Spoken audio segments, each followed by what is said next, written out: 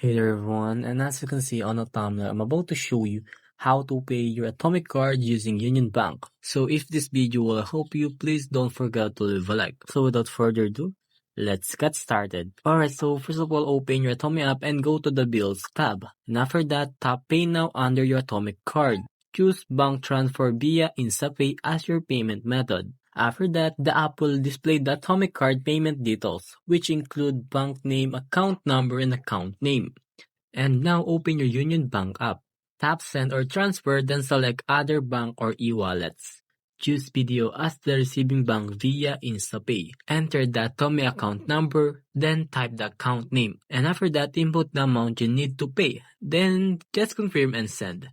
Once sent, your payment usually reflects in your Atome app within a few minutes. And that's it. That's how you pay your Atome card using Unionbank via InstaPay. Alright, so fast and simple and convenient. Thanks for watching, and I hope this video helped you out.